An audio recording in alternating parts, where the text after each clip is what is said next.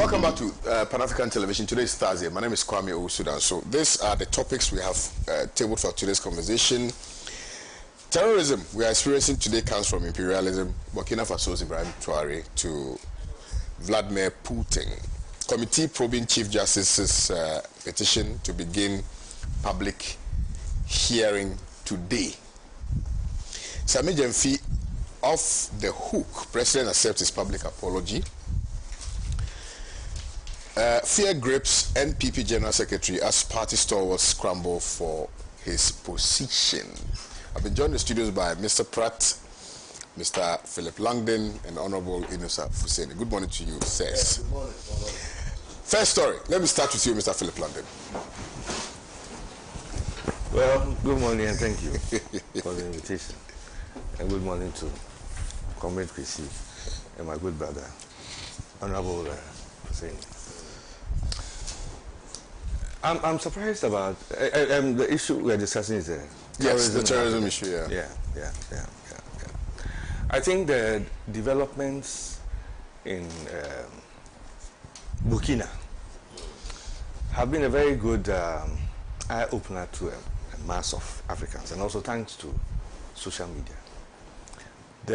The Burkina president or head of state has been very public about what he's been doing. And so everything is now out there. One of the big problems he's had has been the insurgency that has been raging in the top, in the northern part of his country.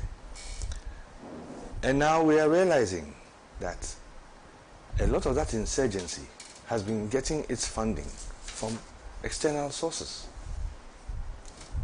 There are elements in France that have actually been fueling financial, military, and other logistical resources to these rebels to just keep the government distracted and just cause confusion in the country.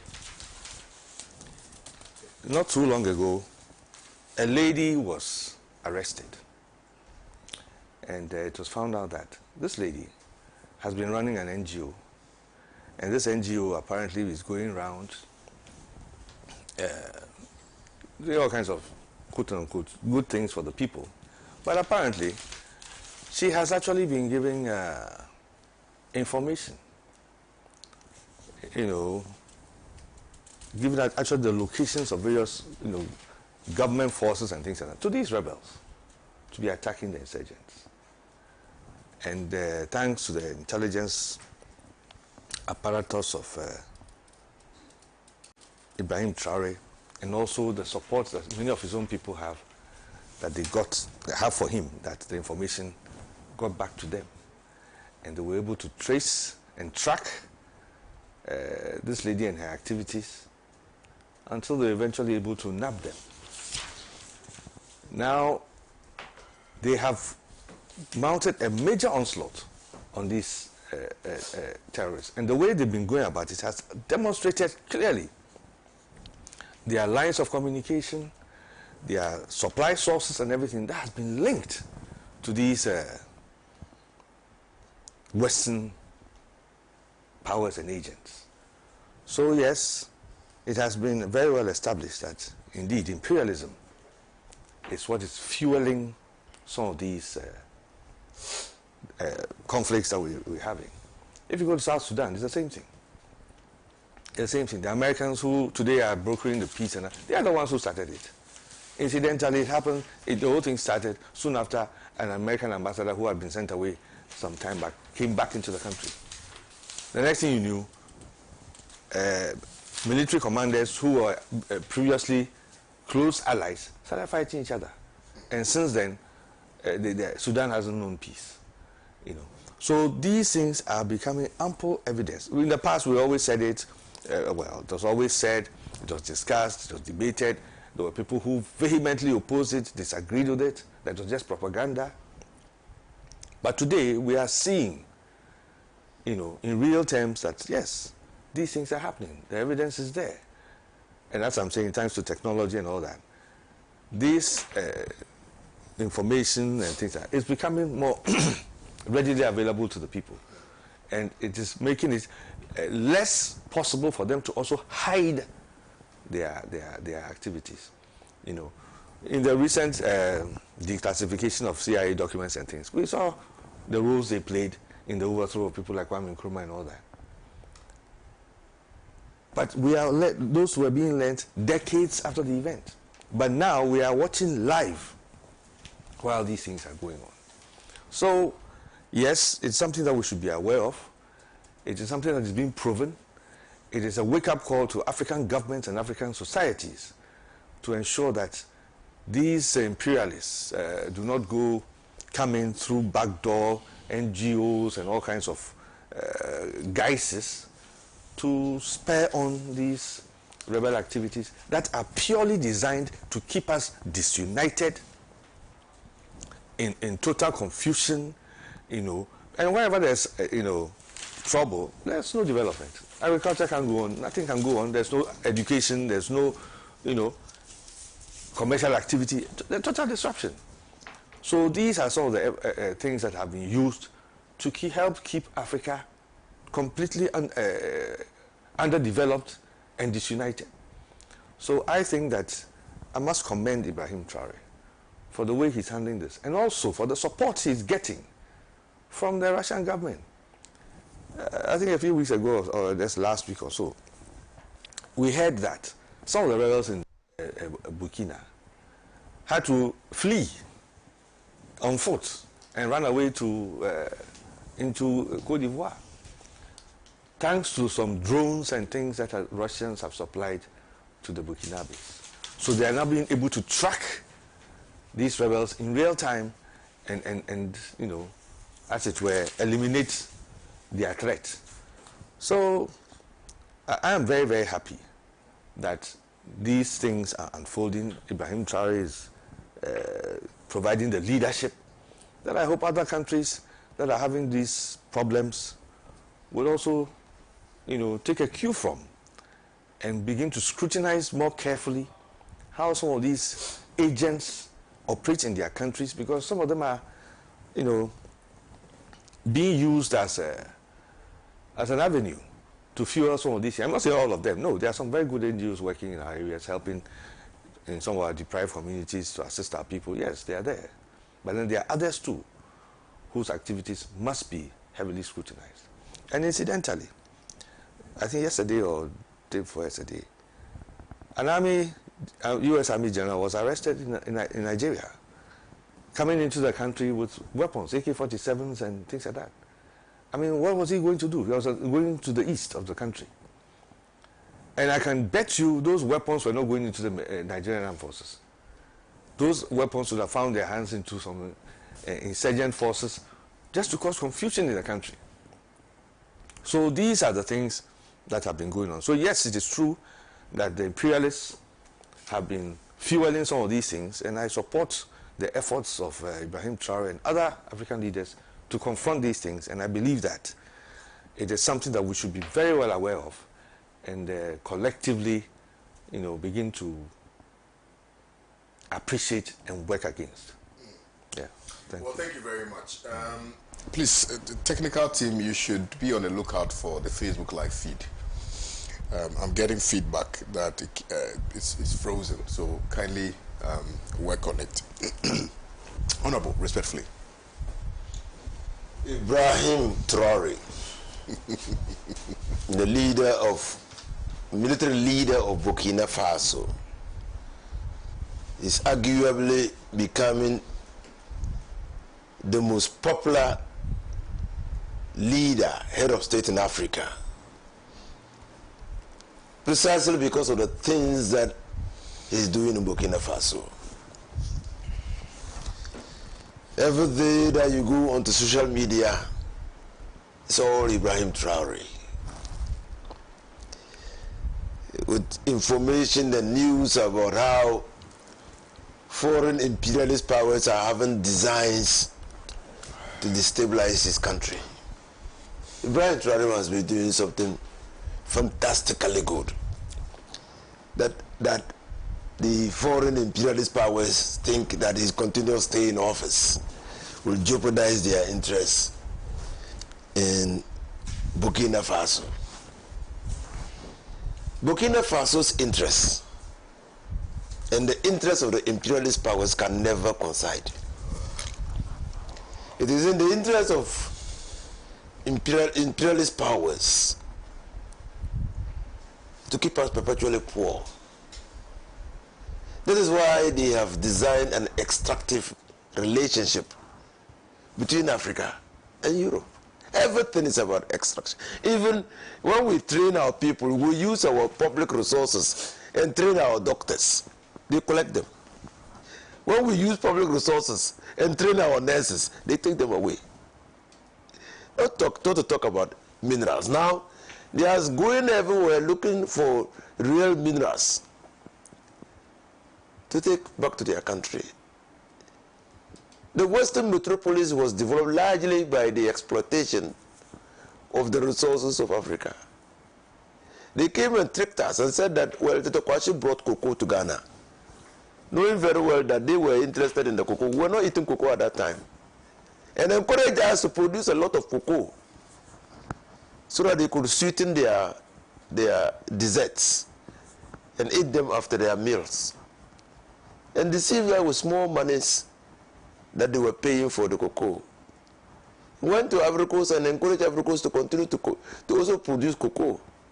And ensured that there was cocoa in abundance that could bring down the price. And their appetites will always be whetted. Destructive relationship. Destructive. So, and this extractive relationship is an imperialist relationship. It's a colonial mentality. It's a domineering relationship. And they will do anything and everything to maintain that relationship. Can you imagine that Burkina Faso and all the Francophone countries printed their monies in France and paid for the printing of those monies in foreign currency? And even when they printed their monies, the CFA, they kept that CFA in the Central Bank of France, their own money.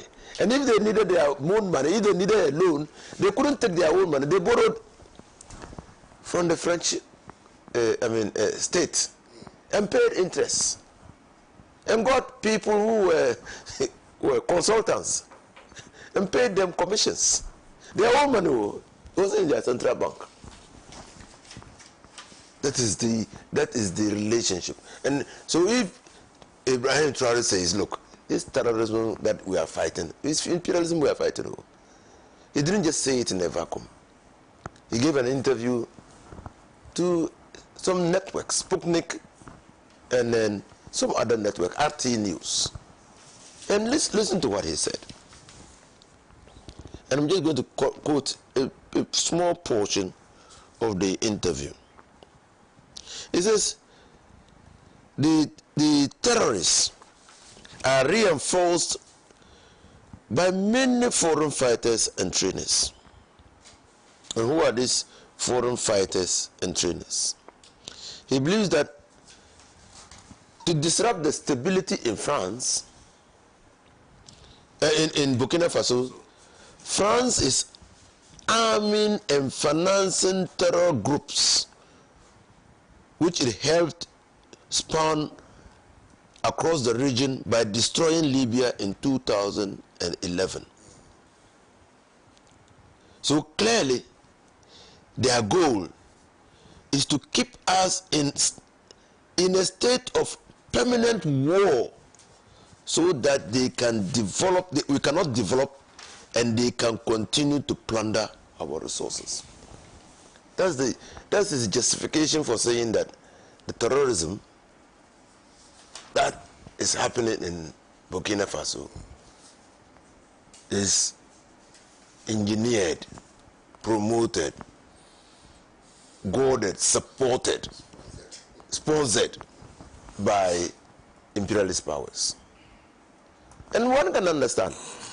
Mali, Burkina Faso, and Niger have removed the foreign forces from Niger. In fact, they even threatened sacking America until America sent a special envoy to Burkina Faso and Niger to coordinate the activities and interests of America. And so the Western powers, imperialist powers, have never taken kindly to African leaders demonstrating strength.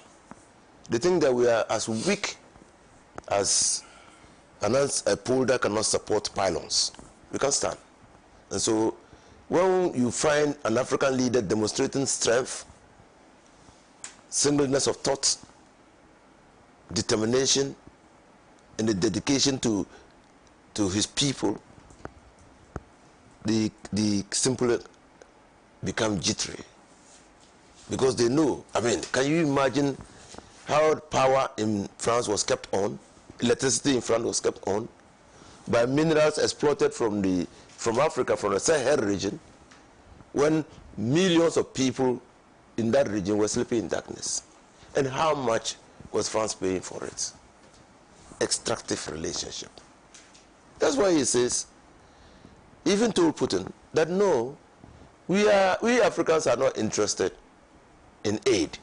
We are interested in trade. Said, oh, last year you gave us wheat. With this time, we don't want you to give us wheat. We want to produce our own wheat. So don't bring the wheat again. We want to produce our own wheat.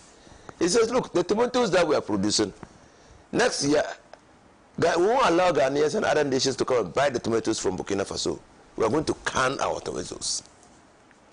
So the steps that he's taken clearly are steps towards self-sufficiency in Burkina Faso and every country. I mean, you read last week of Michael Langley, what he said. Clearly, it's an orchestrated plan to destabilize Burkina Faso and remove him from power. I hope he will find allies who will protect him. And this is where sometimes I don't get African leaders. This is somebody who is simply showing what an African is capable of. An African leader of a country that was described as the poorest country in the world is capable of. No, today no one is talking about Burkina Faso as a poor country. No one. Everybody is amazed at the rate of development of that country under a single leader. We ought to encourage him, not so. But the Westerners don't encourage people who are doing well. They want to remove them and bring their puppets, like Rook, the one who was removed, a puppet of France, so that he can continue signing agreements and letting them take the resources out of Africa. I wish Traoré well. He's leading his people. And everybody acknowledges that what he's doing so far appears to be designed towards lifting his people out of poverty. We deserve to have him as leader of Burkina Faso. Thank you. Mr. Pratt, well, that's no doubt at all that the problem of terrorism which the world faces today is something that the forces of imperialism, have imposed on us, and there is no doubt at all. There is state-sponsored terrorism, but there's even a worse form of it, where the state directly, visits terrorism on people and so on. And one of the best examples is the murder of Patrice Lumumba. The Belgian security agent who killed Patrice Lumumba was acting on behalf of the state of Belgium.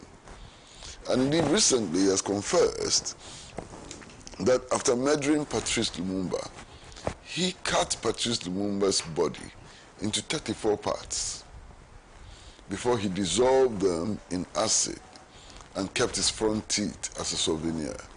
This is his own evidence, you understand? There's no doubt also at all about the effort of the U.S. establishment to create and sponsor terrorist, groups and agencies in Afghanistan in order to deal with what they call the Soviet invasion of Afghanistan. And the records are there, is clear. Interestingly, even the 9/11 attacks, have been traced to this group, which was recruited, trained, by the United States of America itself. And the list continues. I mean, Traore speaks the truth when he says that the terrorist assault on Burkina Faso is financed by the force of imperialism.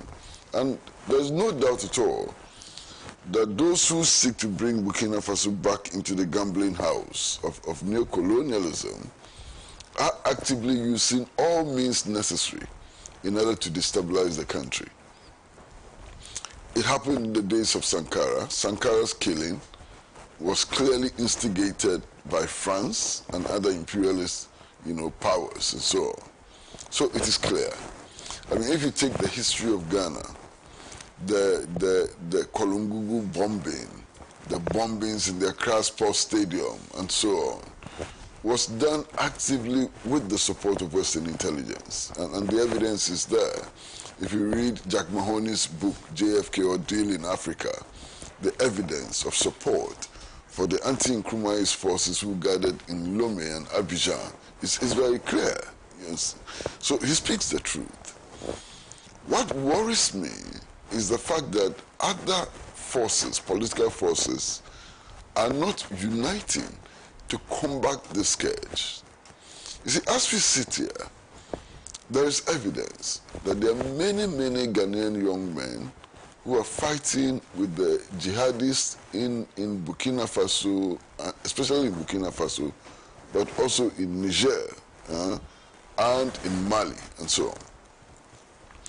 Now, these young men are recruited and they are paid $300 a month. Who is paying that? Who is paying that? They are paid $300 a month to fight with the jihadists against the governments in the Sahel states. Now, obviously, these young men will soon be retreating to Ghana and other West African states to carry on their activities. Why are we waiting? This pretext that these regimes are military regimes and therefore will not work with them or will sabotage them and so on, it's so silly, it's unbelievable. Having regard to the fact that ECOWAS itself was founded by military leaders. Having regard to the fact that some of these so-called military leaders are way more, far more popular than the so-called democratically elected leaders. Having regards to the fact that these so-called military leaders appear to be pursuing the interests of their people as against the so-called democratic leaders who have turned out to be nothing but pimps in the pay of imperialism, you understand? So my plea is that, look, Ghana should immediately start taking the Sahel states seriously and what is happening there seriously. I was so happy when Lieutenant Colonel Beblo Lati was appointed as a special envoy to the Sahel states. He has a military background, he has a legal background, he's been head of national security for close to 8 years and so on. We should find a way of joining forces with the Burkinabes, with the Nigerians and with the Malians in combating the jihadist movement which is spreading across West Africa. Because we have an obvious target, it's coming. Benin has started facing it. The northern part of Togo has been attacked. La Côte d'Ivoire has been attacked before. What are we waiting for? Are we waiting to be attacked before we respond? I think that would be reckless. If we are just sitting down waiting to be attacked before we respond, it will be more than reckless. It will be a failure, to meet an obligation that is imposed on our government. So we should begin now to take actions to stem the tide of terrorism, which is sweeping across, West Africa. And it's important also to establish the fact that all the terrorist groups are linked. You now have the situation where Boko Haram, has pledged allegiance to ISIS. So Boko Haram in Nigeria is linked with some of the terrorist groups fighting in Burkina Faso. It's linked with some of the terrorist groups fighting in Niger and so on. Boko Haram is also linked to terrorist groups even fighting in the Middle East and so on. And it's time for the anti-imperialist forces also to come together and to wage a relentless war against the scourge of terrorism. And I'm very, very happy that in the conversations between Tuari and Putin, the two leaders appear to display a certain level of commitment. And Putin has made a pledge that whatever it takes, Russia is ready to assist countries which are fighting international terrorism. And I think that is a good move that Putin has made.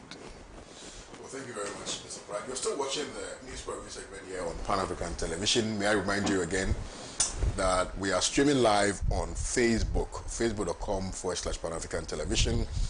The WhatsApp and text number is active and live, so you can share your views with us here on the show. Also, if you are on X, you can follow the conversation on Pan-African TV's page on X and on Instagram and on other social media platforms. The next topic has got to do with the hearing of the petition which was forwarded to the president by some petitioners in relation to the removal of the suspended Chief Justice, Madam Tokonu. Honorable, let me start with you on this one because you are an officer of the court, and so give us the preliminary, analysis, and then we can zoom into the other ancillary matters. So let me start with you. The president, acting as head of state, receives petitions by citizens of this country who have had opportunity to assess or come into contact with justices of the Superior Court of Judicature and chairman of regional tribunal, and have reasons to believe that their conduct or their competence or their mental or physical state should be the basis of their removal. We have said repeatedly that because justice emanates from the people have the right to assess those judges who deliver justice. Now, and that is why when you look at Article 146 of the Constitution, it appears to me to be a self-contained provision. The substantive law says that a petition can be brought for the removal of a justice of the Superior Court of Judicature or regional tribunal, chairman of a regional tribunal, on 3 stated grounds: stated misbehavior or misconduct, incompetence, and infirmity of mind and body that renders the judge or justice of the Superior Court incapable of performing the functions of office.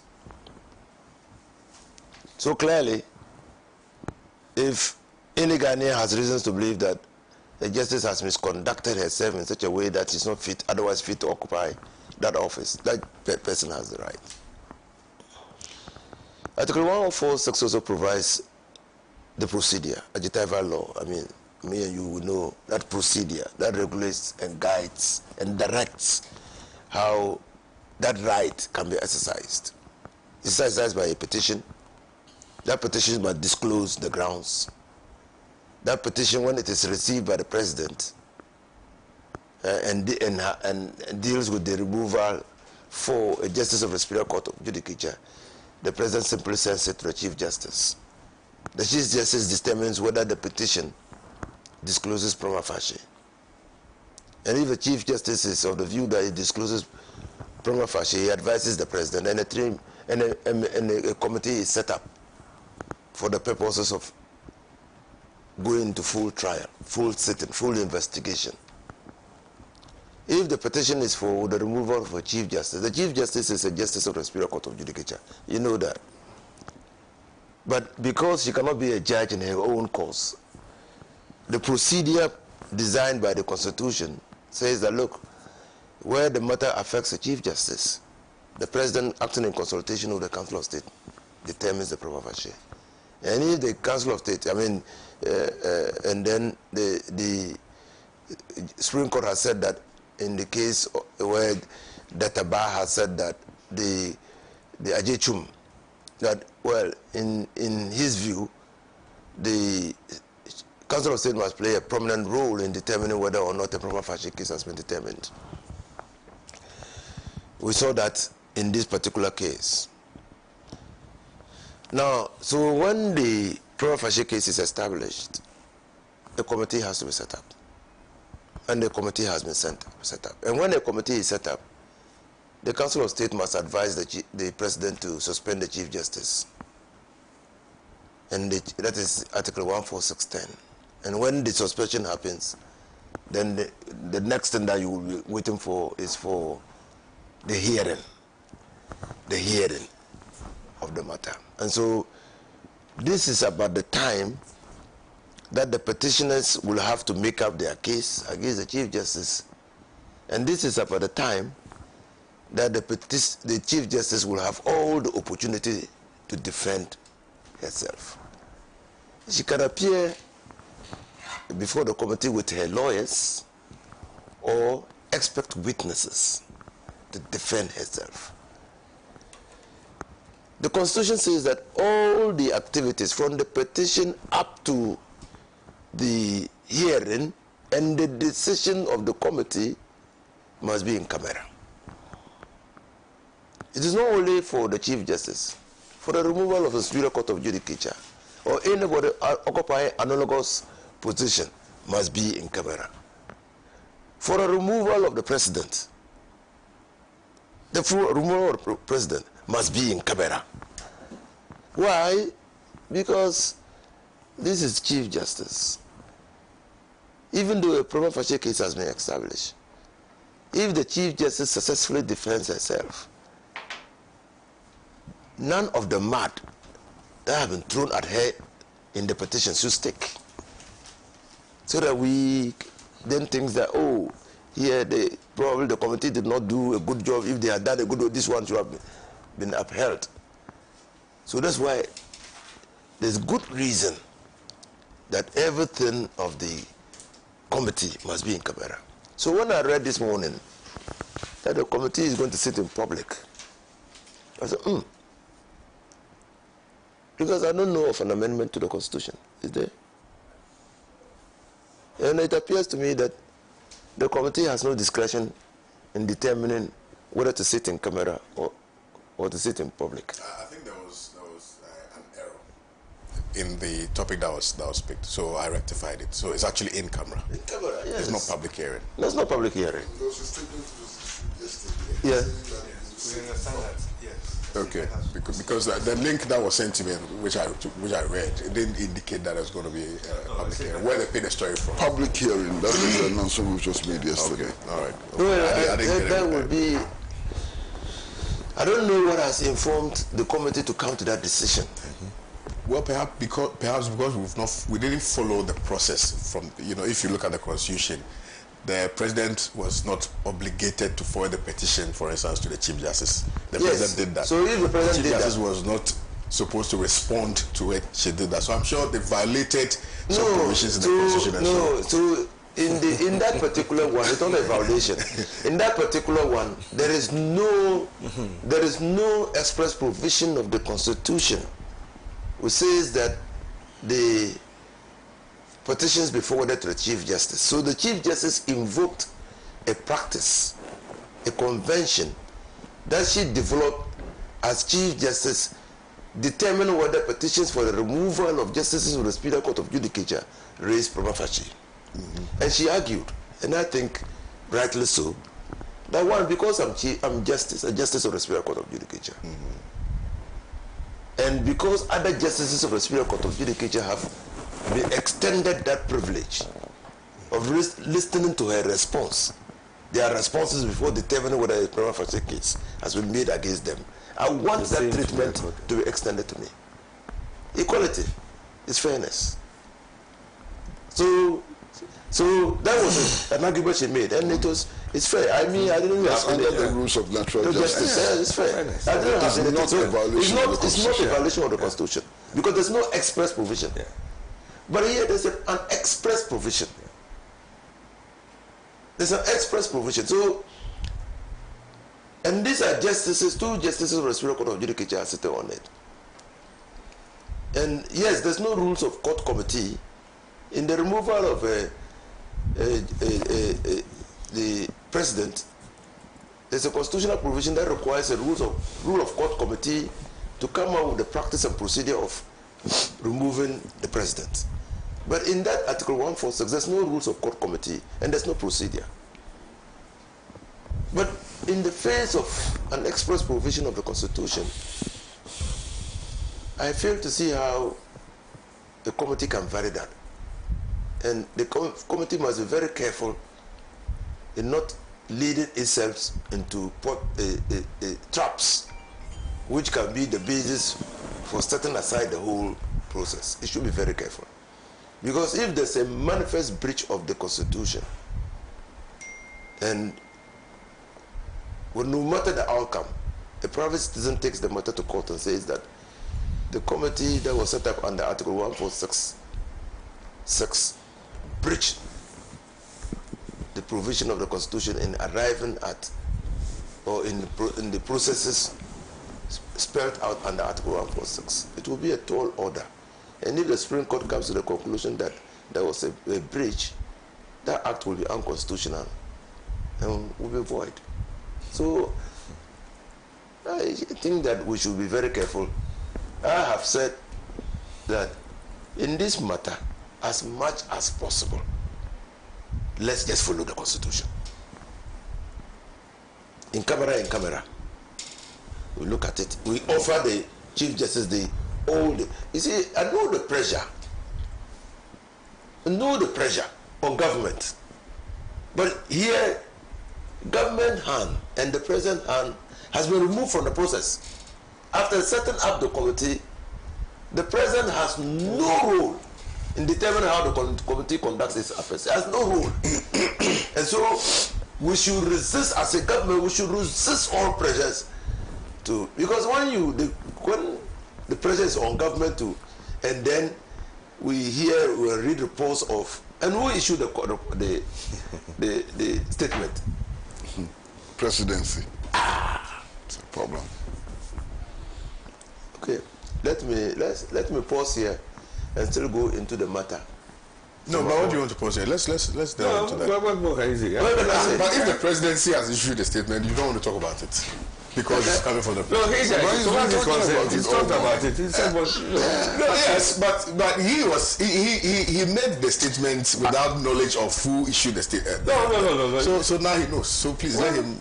No, what I'm saying is that it appears to me that immediately the committee is established, the president and the presidency has no role.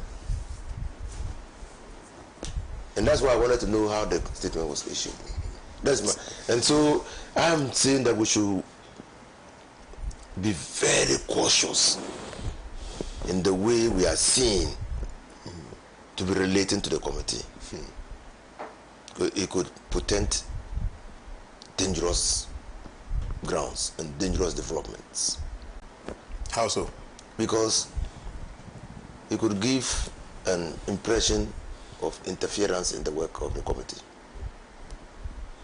The presidency ought not to be a mouthpiece of that committee. That committee, when it is established, is an independent constitutional body committee. In fact, in the 1969 Constitution, it's called a judicial tribunal. So it's independent of the presidency. And they conduct their affairs independent of the executive. So I will want to understand the rationale for the issuance of the statement, why the Constitution prescribes that the sitting must be in camera, and there appears to be a change, or is it a mistake in communication? Because I simply do not see how one authority can unilaterally amend the Constitution without going through the processes of the Constitution. Amendment. The Constitution provides for an amendment procedure. And so unless that amendment procedure is triggered, you have no authority whatsoever to amend. Even if it is your view that that provision in the Constitution was in error, unless you take the necessary steps to amend the Constitution. So, Okay. let's see how that. Well, that I think if you read my journal online on the 2nd of May 2025, Afenyo Makin also made the call that the proceedings must be broadcast live. So he also made the call requesting for that. The Afenyo Makin's call or any other call from anybody cannot operate to amend the Constitution. Brilliant. Okay, thank you. Yeah. Let me come to you, Mr. Yeah, I mean, I think this matter is a simple matter. What I suspect is that, and for me it's not a good sign, that the presidency is buckling under pressure. That's how I'll see it. Because it is very clear in the Constitution that this is a procedure. I mean, since this matter came up, the president has conducted himself as stipulated in the Constitution. Notwithstanding that, the president as an individual and the presidency has been subjected to massive, I don't know how to put it, disagreement as to how the thing should go. You know, and it's coming from you know, particularly from the opposite side, fiercely. And I think that this is nothing but a consequence of this call, like you're saying. Yes, Afenyo Makin, minority leader, is not the only one who has asked for that. Many other members of the minority have actually come out and demanded something that they themselves know is contrary to the laid down procedure in the Constitution. But they are still putting the pressure. Things that they know are not in the Constitution, they find other explanations as to why they think it should be done. It is wrong. It is wrong. I mean, and notwithstanding that, they have been persistent in their call in all manner of, you know. So, that is why I am suspecting, because I don't know the facts. I did not hear the statement as put out. All I'm aware is that a statement has been put out. As to the wording and the reasoning and the explanations behind that decision from the presidency to allow for a public hearing, I don't know. I also don't know if it is the entire process that is going to be aired from beginning to end. That is the whole process from beginning to end that is going to be aired. I don't know. But from where I'm sitting, I cannot understand how that can happen. The issue of the Chief Justice... Yeah, so before you come in, yeah. I think that somehow the publication is misleading all of us. The statement was issued yesterday, 15th May yeah. 2025, and signed... Today is 15th. Yes, it is. 2025, and signed by Felix Kwachi Ofoso. And this is the content. This is the content of the statement. Committee probing petitions against Chief Justice to begin hearing tomorrow. The committee set up by President John Dramani Mahama to inquire into 3 petitions filed against the Chief Justice will commence hearing tomorrow, Thursday 15th. Okay, so the date, the Wednesday 15th is wrong. Thursday 15th of May 2025. The 5-member committee chaired by Justice Gabriel Scott Puaman of the Supreme Court was set up by the President in accordance with Article 1466 of the 1992 Constitution and in consultation with the Council of State following a determination of a prima facie case against the Chief Justice. The committee will sit 3 times a week and present their recommendations to the President upon completion of their work. That's all. This is the second statement. I read the statement signed by Felix Kwachi in which it said that it will be public hearing. It cannot be. So this is the second statement. And you see, there's this. I am very sure of what I'm saying. Yeah. So definitely, I mean, and also the error in this statement, the dates. Yes. You see, if the statement is dated 15th, which is yesterday, and you're making reference to tomorrow, Thursday, which is today, also as 15th, I mean, there's a problem with that statement. There's a problem with that statement. So, I mean, like we're saying, I mean, and for me, this is even ample evidence that there's pressure on them. Why should there be pressure on them? Why should you feel pressure when you're doing your job? Yeah. You are the executive, you have the power, and of course, the executive should never be making such mistakes. Because when you make one mistake, You drag you. you will create all kinds of problems for everybody. So this is, for me, is very troubling.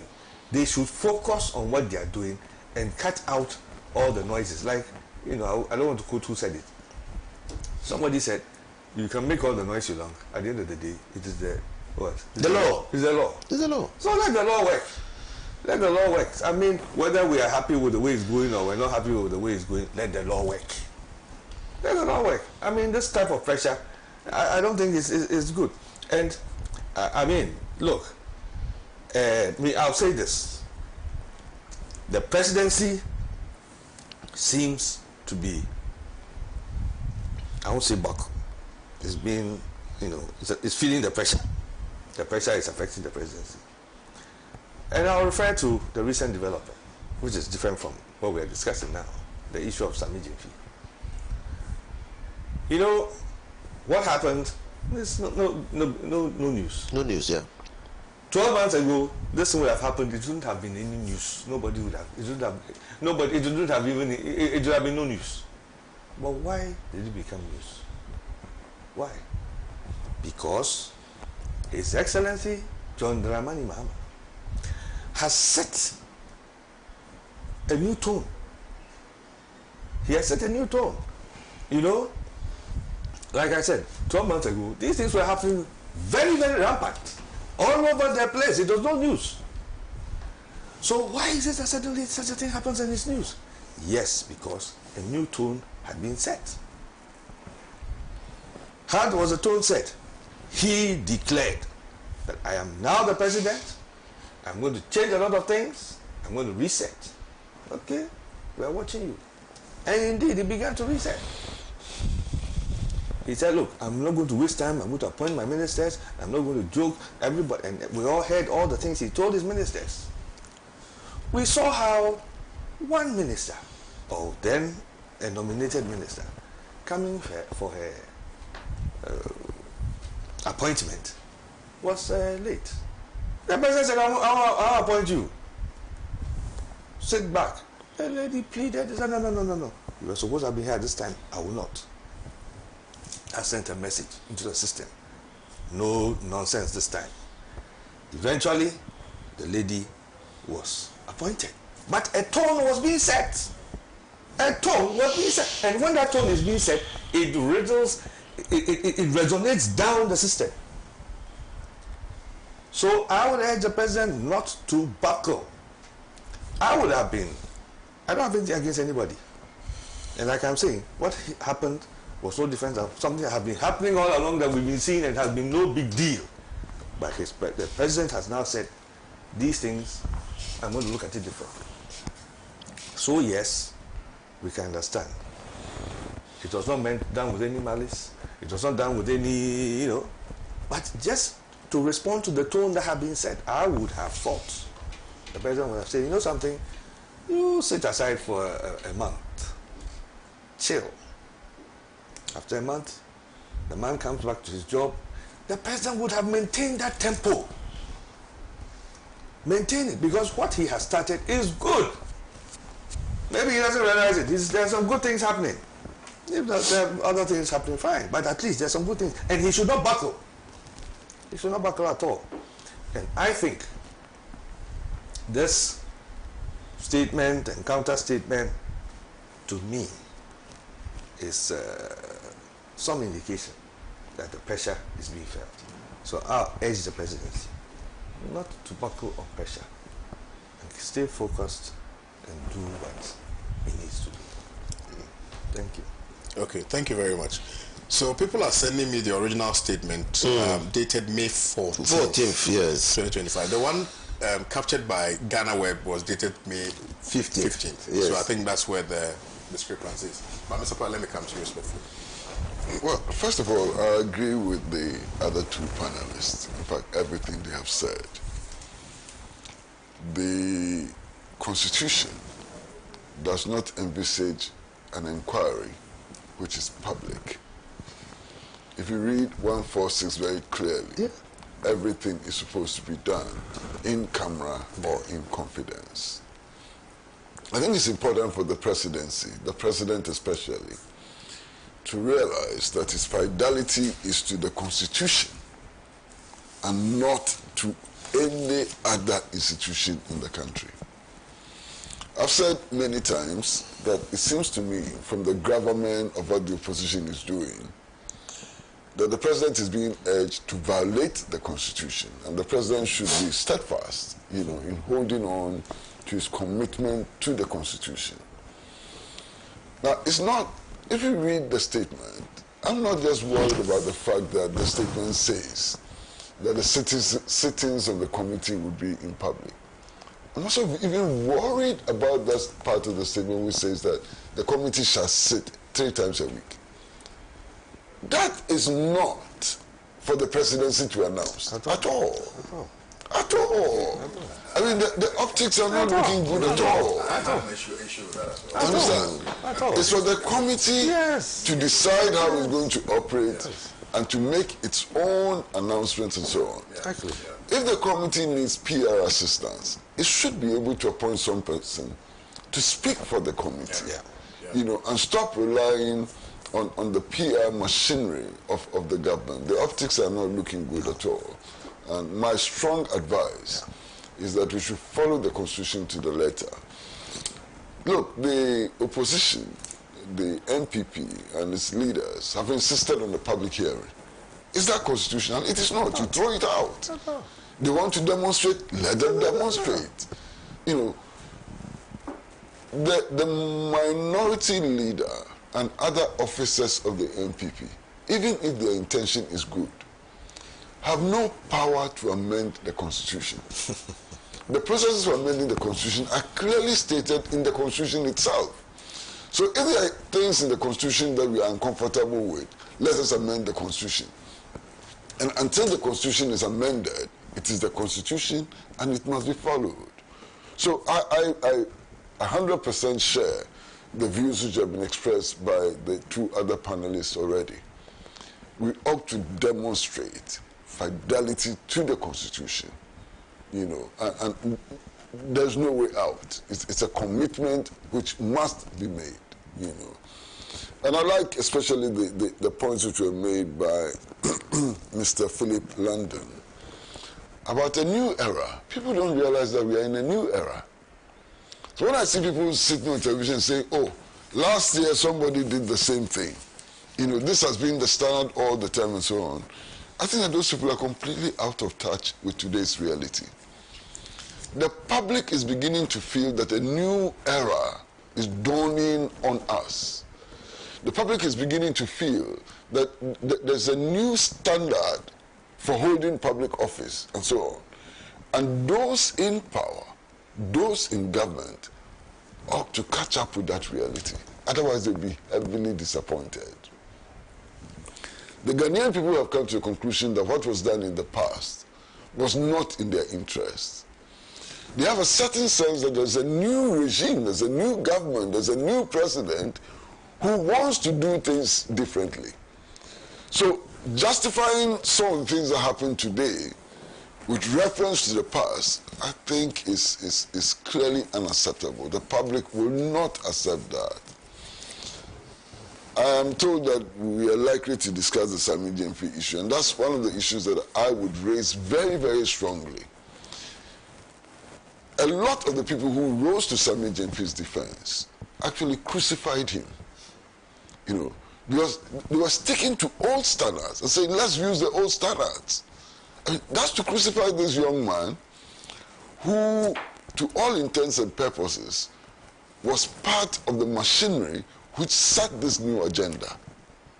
You cannot discuss the victory of the NDC without looking at the role that he played in making that victory happen. You understand? You cannot discuss the new aura, political aura and so on, without reference to him and so on. So to argue that in the past things were done in a certain way and that he's repeating what was done in the past and so on, I think it's a deep stab in his chest. And it should have been avoided. You know, we'll come back to that and then we'll discuss that more seriously. Yes, please. Yes, Mr. Kusipras. I think that the presidency should be well advised to stay off the committee and not create an impression that they are micromanaging the committee. It's not good for the optics. At all. We have seen Article 146 invoked on 2 different occasions. In the case of Loretta Lamte, how the committee sat, where they sat, how many times they sat a week, we simply do not know. It was an in-camera. We also know of the case of Charlotte Osei. Where did the committee sit? How many times did they sit a week?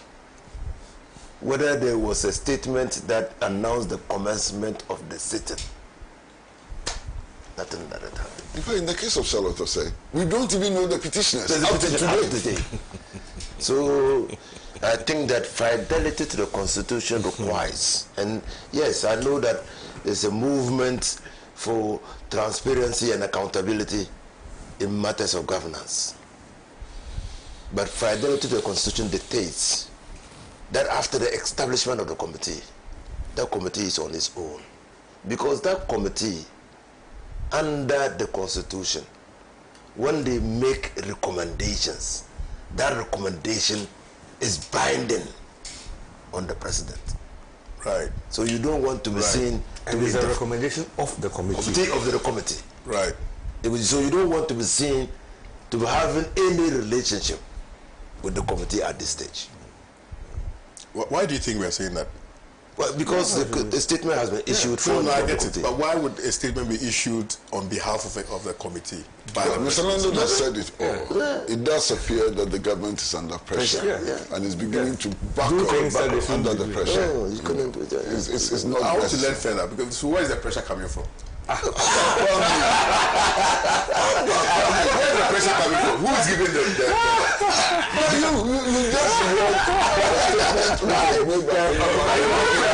You just you just read it yourself. So who is giving the pressure? I don't know who's why they are succumbing to the So pressure. what you read, it didn't have a name. You mentioned the Premier Martin as one of the people giving the pressure. All right. Oh dear. Okay. All right. Sammy Jeffrey of the Hook. President accepts his public apology. The Chronicle newspaper. Ms. London. Yes. Well, you know, that's the thing about politics. At the end of the day, you are holding an office. You have people working for you. You have relationships with the people. You know what they've done for you, done for the process. So those are facts. The role Sammy Jemfi has played in the victory of the NDC coming to power is without doubt. The kind of relationship that he may have with His Excellency the President is also something that people could, figure. But the thing is, he did something which, like I'm saying, is something that was really we've been very used to. But then the president has set a new tempo. Yes, the president who said, look, if you don't even declare your assets by a certain date. I mean, such commentaries, I know he's on the case of his people. Fine, Sammy By a Jemfi. certain date, below the constitutionally stipulated time of 6 Yes. months. Yes. You see, he's even moving the bar higher, which shows you that the detail. And you see, President Mahama has come into office, with a certain image that, look, I don't have time He's limited in his tenure. He's limited in time. There's a lot he needs to do. So it's like, I don't have time. I don't have time to waste my time. I don't have time for anything. There's no time for time wasting. No time. There's no time. This is the impression he's given. And you can see a certain response to it. But then you can also see that there's a definite pressure to keep him off target. You see? So the challenge is on him now. And also his chief of staff. He has a challenge also. His vice is currently not around. So it's now between him and his chief of staff and the presidency. They have to focus. You see? Yes, Sami Gyamfi. And you see, the problem with Sami Gyamfi had is a problem that everybody must be aware of. Technology being what it is today, everybody is holding a phone. You never know the angle somebody is standing, how he, you never know how something might appear. A situation can occur, the same situation, taken from two different angles, can give two completely different stories. These are the realities of today. So the poor young man has found himself in a difficult situation. He has given an apology. Even the fact that he was summoned, the president wasn't around, summoned by the chief of staff. It was in the news. Everybody realized. That alone was something. So yes, work was being done. He has apologized. The president has pardoned him. There's no coming back from that. But I think the lesson has been learned. The lesson has been learned by Sami Gyamfi himself, and to all other appointees. I believe the presidency should also learn a lesson from it. That, yes, difficult situations will arise, and difficult decisions will have to be taken. And when those decisions are being taken, they have to be taken in such a way that, one, fairness can be seen to have been established, but then also the principle too has been maintained. So yes, you can give some kind of penalty to the person. It could be a suspension, it could be whatever. But the presidency must be seen to act. And this is also a far departure from what has been happening before, where people would do things which were far worse. And the presidency would have been totally oblivious to the situation. Totally insensitive, and I don't give whatever you want to feel about the situation attitude. You see, so now things are different. The president has set a good tone, a good tempo for the country. We are talking about Ibrahim Traore. He's also saying the same to his people. He's not taking nonsense. Since he has fired a number of people. Other African leaders are doing the same. So there's a wake-up call. President Mahama has started well. President Kufuor started the same. He did well. Kojo Pieni, nobody will take nonsense. So people were on their toes. The presidential staffers were they were on their toes in the days of Mr. Kojo Pieni. When President Mills came, the same. But we've seen how things went down. President Mahama is bringing it back. So all I'll say is that for me it is a lesson for everybody, including all of us. A well-intentioned action, a gesture of very good intention, can be turned to portray something entirely different. That will now put you in trouble. You, the person who was rather trying to assist somebody. So I think that, well, it has happened and it is over. It is now for all of us to learn the lessons of it. Well, thank you. Honorable. To me, I'm biased. I simply love Sami Gyamfi. He was a revelation that I saw even before he took up the position of communication officer of the NDC. In the sense that he had engaged in a lot of other communication activities for and above the party, and I was simply enamored. He cut across to me like Felix Kwachu Fusu, who also came to my attention when he a student of University of Science and Technology, communicated for and on behalf of the party, then acting as a TAIN communication officer. So I have great admiration for Sami Gyamfi. So I'm biased. I also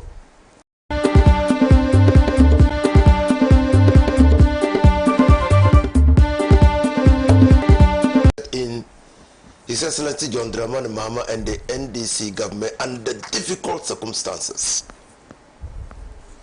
exposes the government to the harshest of lights. And that is why appointees of this government must know that no misstep will be tolerated.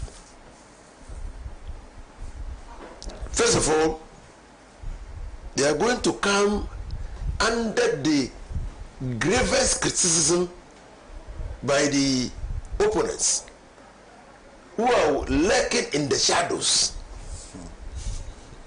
to see what mistakes and missteps will accompany this government. So we must be very careful. And I've listened to leading members of the party who say that, look, you have taken positions. You must be aware, you are aware of the consequences. That it cannot be game as usual. So I perfectly understand why there was this furore that greeted what Sami Gyamfi did. I perfectly understand. In fact, let me confess, when I read it the first time, I called Sami Gyamfi. I was so alarmed because I know him. And I respect him. So what happened? He narrated to me what happened. And I gave him my advice.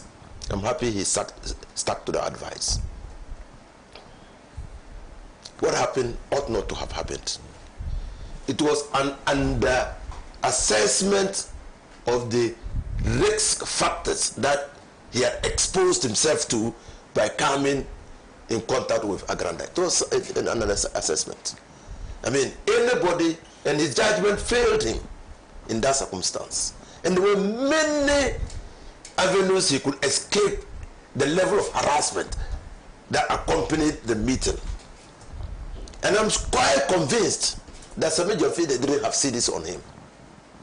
He didn't. Don't make his case Don't worsen his case. No, he didn't have it on him like that. He had gone to a funeral. So he didn't. So I'm quite convinced because he would have given it up. So now what happened was that because he didn't have that money, he was compelled, okay, by the level of harassment to give something to Agrada. That's what I believe happened. He did not know that activity, that act that he was engaged in will be recorded. Who recorded it? I don't know. Why it was recorded? I don't know. But again, that goes to buttress what I'm saying, the risk factor. And when the recording came out, the optics were simply not good. Again, the optics that the correct part is talking about. So in politics, you must be keenly aware of your surroundings. Keenly aware of your surroundings. So it's the optics. And this is a gentleman who has been given a huge responsibility. So clearly, he will face criticism from within, he will face criticism from without. And this is what happened. There was criticism from within and there was criticism from without. And took the matter out of proportion. Now, Sami Gyamfi, immediately after the videos came out, realized that he had engaged in an unfortunate act of indiscretion. there was an admission that what happened ought not to have happened. And apologized to all of us for that act of indiscretion. I accepted the apology. And I said, look, that should never happen. The presidency consistent with the new era in which we are, took up the matter and invited him and spoke to him. But at that time that they were speaking to him, the number one person was out of the country. So after the chief of staff spoke to him, he ought to have waited, and he waited, indeed waited, until the president returned and he was briefed and the decision was taken. Now, we must all understand that the Sami Gyamfi remorsefulness, his composure in all this while clearly is admirable. I mean, I say I'm biased, but I'm biased because of what he has done for the party. We all will continue to remind not only Sami Gyamfi, all appointees of the motto of the Legon Hall of the University of Ghana, which says, to whom much is given, much is expected. You have been given an onerous responsibility to discharge your mandate. There are certain things that clearly you can't do, and you must stay from away from doing that. The code of ethics appeared to have been heavy on receiving gifts, but narrow on giving gifts. I'm sure that attempts will be made to also define what kind of gifts a public appointee can give. But all in all, I think that it was good for the presidency to call him. Whatever discussion they had with him behind closed doors, I'm sure it will inform the conduct of Sami Gyamfi going forward. My conclusion, all appointees must be careful in the way they relate to the public, must be careful in the way they conduct the business of office. Government must be careful in the way it conducts its business with the citizens of this country. Thank you. Thank you very much. Mr. Pratt. Well, I mean, here is Sami Gyamfi, who has apologized for his indiscretion. What more can I say?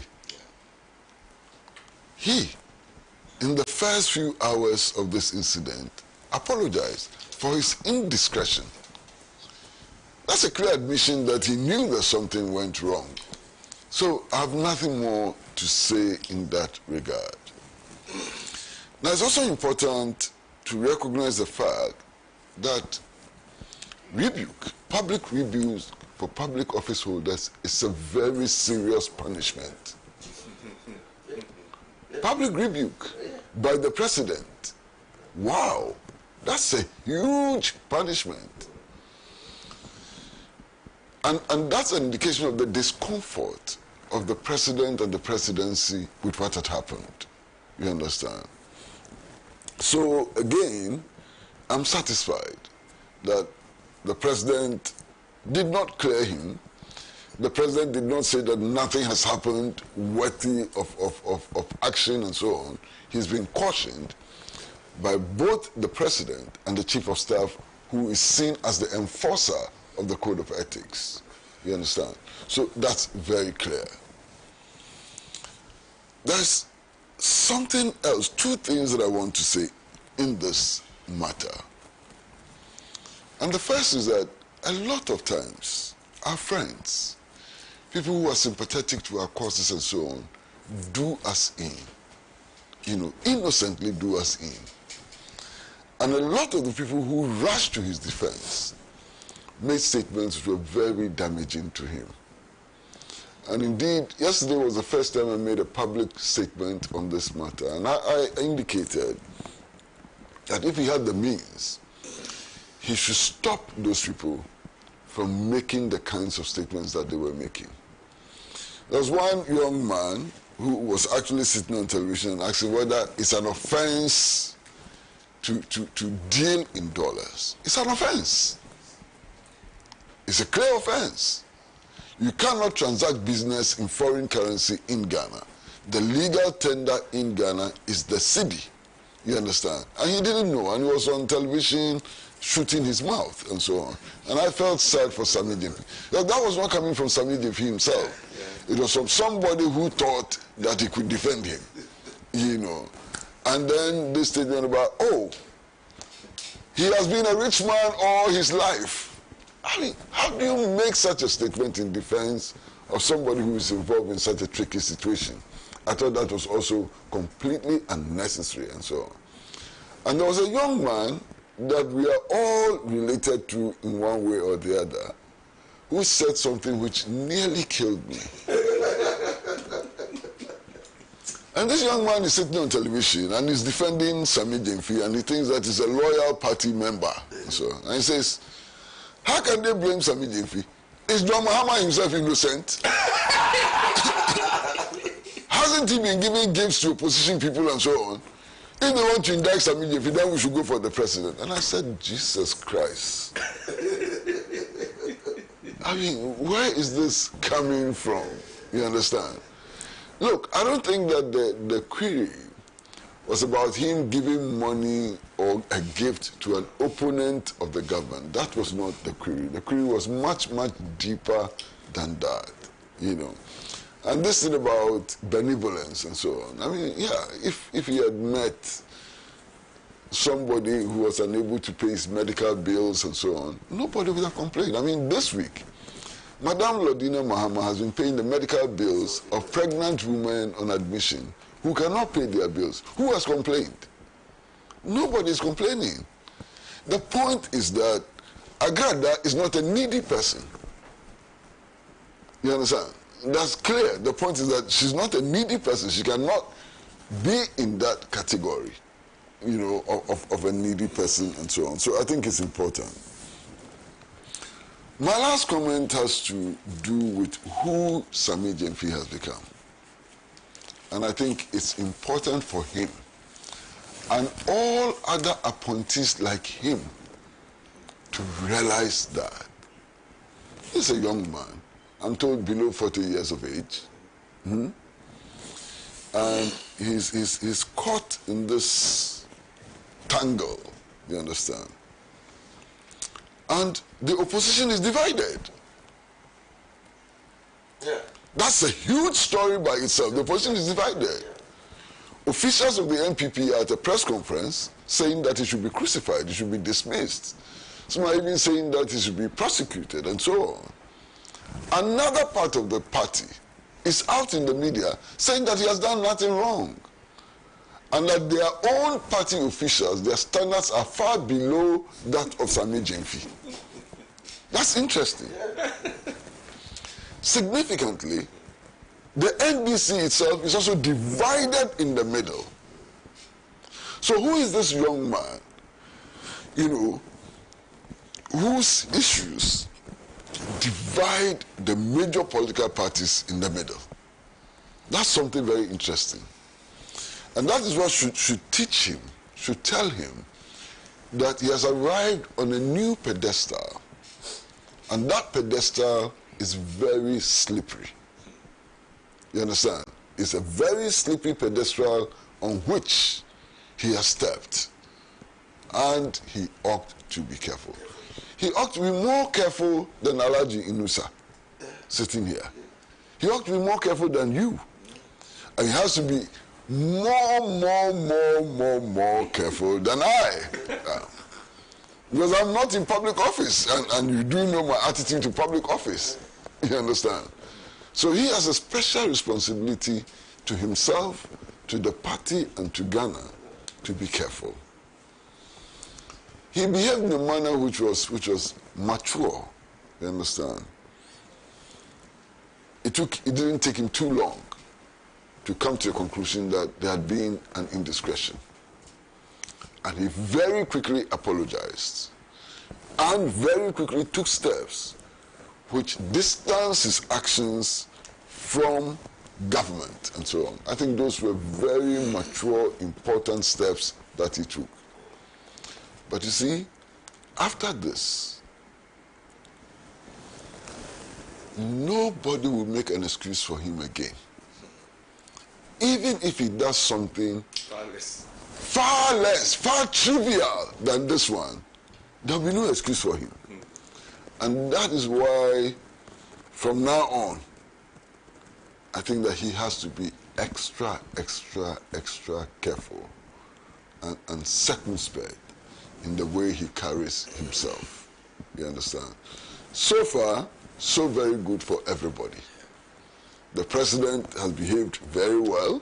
He's done what would normally be expected of a president under these circumstances. Sammy Gyamfi has shown regret, remorse, and has made the appropriate promises going forward. The future will decide what happens to this young, articulate gentleman. Yes. I mean, I've heard him in debates, and I've been impressed, you know. And I'm one who is taken in by logic, and he seems to have a lot of that, you know. And beyond the logic, he also appears to have a power of analysis which is uncommon, you know. And then in addition to that, he also has a certain conviction which gives him some courage, which is also unusual. But you see, these are good qualities, but other qualities can devalue good qualities. And he should be careful not to cultivate the other qualities which will make nonsense of his good qualities. I think we can only wish him well at this stage, you know. And if he has people like Alhaji Nusa Fuseni and others batting for him, he should listen to them a lot more and allow himself to be mentored by those who went before him, who took the steps before him. And it's not just about Sammy Gyamfi, it's about all of them. All of these many young appointees who have come into government and who all of a sudden are beginning to feel like Superman. They should be careful. I see how they walk. I see how they walk. I mean, I see this craze with wearing designer suits and so on. I mean, it's a craze, and it's a foolish craze. That brings us to the end of today's show. Thank you very much, Mr. Philip London. Yeah. Thank you, Honorable Nusa Fuseni. Or you want a last bite on MPP? I can give you that. MPP. Master, it's time. Yes, time. Thank you, Mr. President. All right, thank you to the viewers for let's give the MPP some respect. Yeah. Where they are. Yeah. They can't sink any deeper. Yeah. They only have to come up. Yeah. What they've reached, my goodness. All right, I'll see you tomorrow. Do have a very wonderful day. My name is Kwame Osudanso. Bye-bye.